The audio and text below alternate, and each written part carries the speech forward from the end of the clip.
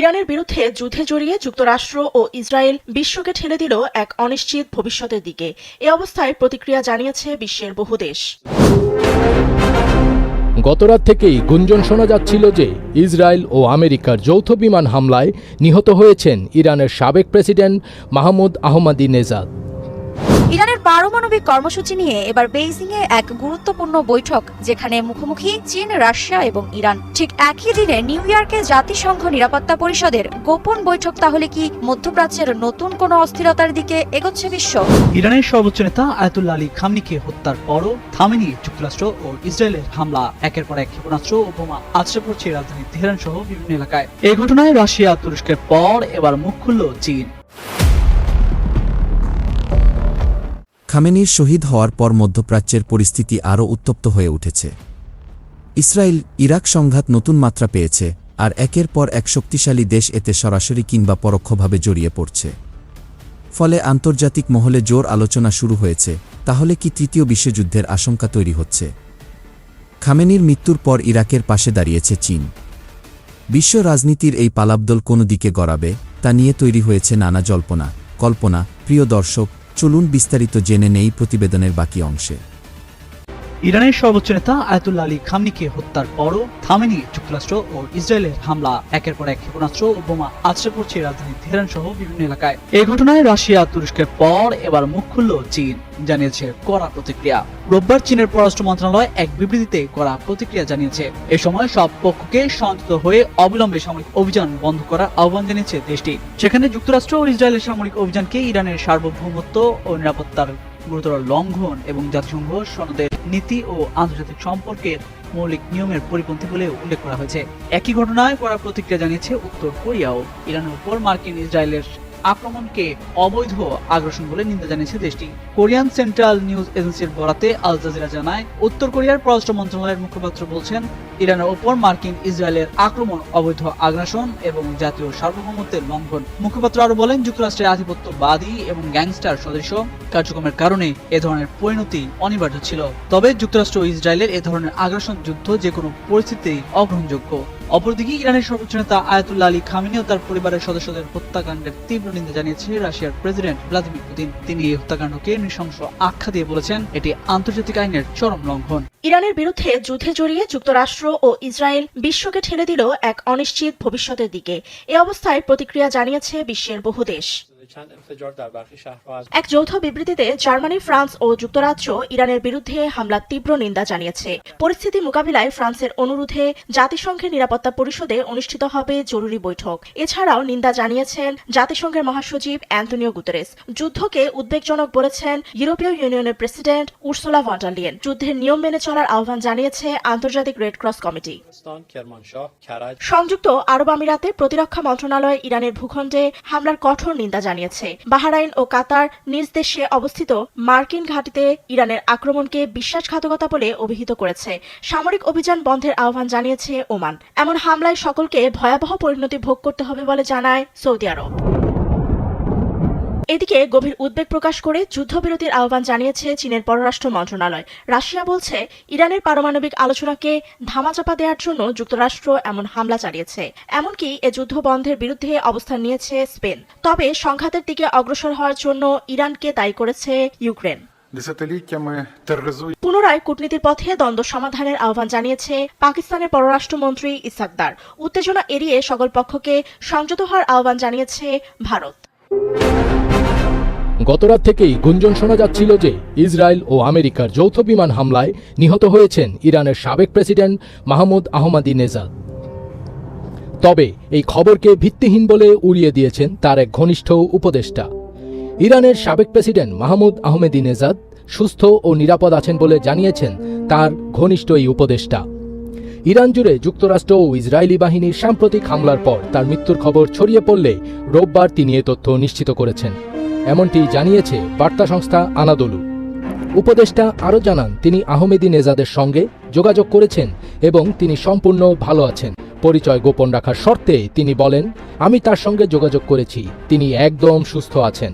আহমেদিনেজাদের এই উপদেষ্টা আরও জানান, শনিবার তার নিরাপত্তা কাজে ব্যবহৃত একটি ভবনে হামলা চালানো হয়। এতে ইরানের বিশেষ বাহিনী ইসলামিক রেভলিউশনারি গার্ড কর্পসের 3 সদস্য নিহত হয়েছেন। তারা সাবেক এই প্রেসিডেন্টের দেহরক্ষী হিসেবে নিয়োজিত ছিলেন। তবে আহমেদিনেজাদের নিজস্ব বাসভবনটি এই ভবন থেকে মাত্র 100 মিটার দূরে হলেও সেটি হামলার লক্ষ্যবস্তু ছিল না এবং ভবনটি অক্ষত রয়েছে। এর আগে বিভিন্ন আন্তর্জাতিক সংবাদ মাধ্যমে গুঞ্জন ছড়িয়ে পড়ে যে ইসরায়েল ও যুক্তরাষ্ট্রের বিমান হামলায় মাহমুদ আহমেদিনেজাদ নিহত হয়েছেন।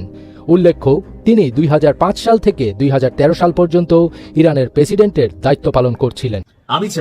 আমি চাই এই অভিযান চলুক। যারা আমার সাথে সহমত আছেন তারা ভিডিওটা শেয়ার করবেন। দেখেন, শেয়ার করলে করেন, না করলে না, বাট আমার কাছে মনে হয় যে আজকের দিনে সারা পৃথিবীতে ইসলামিক রাষ্ট্র হিসেবে আমরা সৌদিকে ভালোবাসি, রাষ্ট্র হিসেবে সৌদিকে, কারণ এখানে আল্লাহর ঘর আছে, রাসূলের রওজা মোবারক আছে। এর বাহিরে আইয়ামে জাহিলিয়াত যুগ বলেন, যত ধরনের ডিস্টারবেন্স বলেন, আজকের দিনে সারা পৃথিবীতে আরব রাষ্ট্রগুলোকে এই ঝুঁকাই ফেলার জন্য যে রাজাটা দায়ী, বর্তমান যুবরাজ মোহাম্মদ বিন সালমান, সে চাপ দিছে যে ইরানের সর্বোচ্চ থেকে শেষ করেন। এখন এই যে ঘটনা ঘটছে, এরপরে হচ্ছে খুশির সংবাদ হচ্ছে, আমি জানি যে ইরান হারবে, প্যাথেটিক একটা সিচুয়েশন তৈরি হবে, মানে এতটা প্যাথেটিক হবে যে আমরা হয়তো অর্থাৎ গাজার পরিস্থিতি আমরা এখানে দেখতে পারি। বাট ইরান ঝুঁকবে না। কি ঘোষণা আসছে দেখেন, কিছুক্ষণের মধ্যেই যুক্তরাষ্ট্রের ঘাঁটি এবং ইসরায়েলে ইতিহাসের সবচেয়ে বড় অভিযান চালাবে ইরান।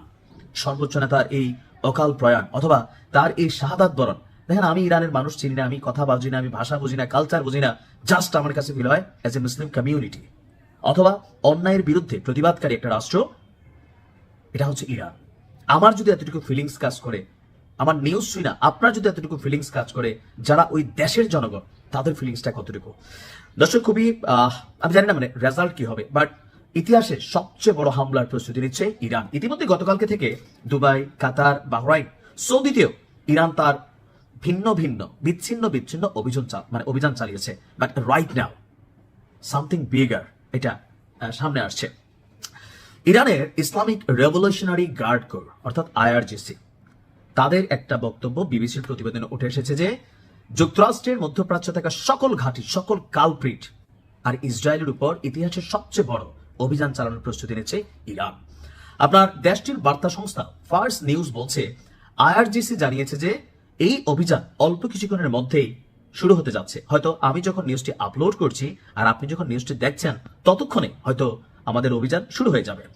এবং বলা হচ্ছে যে মধ্যপ্রাচ্য জুড়ে তথাকথিত অধিকৃত ভূখণ্ড এবং আমেরিকার দুষ্ট ছেলের যেই দেশ আছে বা যে ঘাঁটিগুলো আছে, প্রত্যেকটাকে বৈধ লক্ষ্যবস্তুতে শেষ একটা মরণ কামড় দেবে। আপনার কয়েক ঘন্টা আগে ইরানের রাষ্ট্রীয় গণমাধ্যম আমাদের সর্বোচ্চ নেতার মৃত্যুর বিষয়টি নিশ্চিত করেছে, এমনকি ডোনাল্ড ট্রাম্প উচ্ছ্বাস প্রকাশ করছে, দেখো আই হ্যাভ ডান ইট, শেষ। তবে ইরানের জন্য সামনে দুইটাই পরিণতি। একটা হচ্ছে ইরান ফিলিস্তিনের চেয়ে খারাপ রাষ্ট্রে পরিণত হয়ে যাবে, মাটিগুলার পর্যন্ত, মানে আমি জানি না আপনি কি করবে।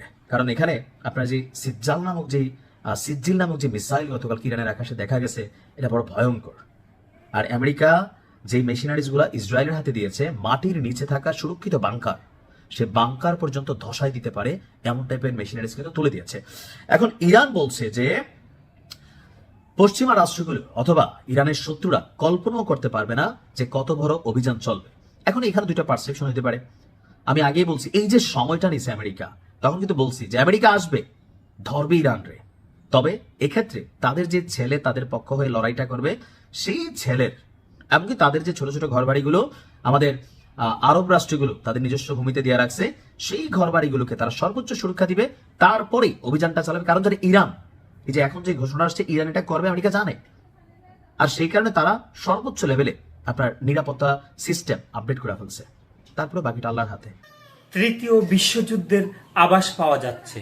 প্রিয় দর্শক, ইরান আর ইরাকের যুদ্ধ পরিস্থিতি যত দিন যাচ্ছে ততই ভয়াবহ হচ্ছে।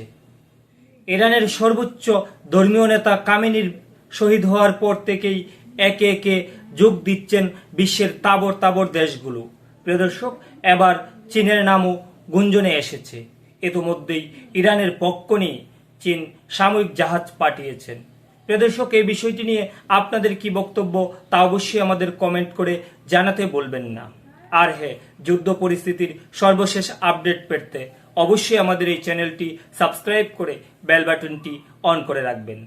আজকের মতো এখানে বিদায় নিচ্ছি। দেখা হচ্ছে পরবর্তী কোনো একটি আপডেট নিয়ে। ভালো থাকবেন সবাই। ধন্যবাদ সবাইকে।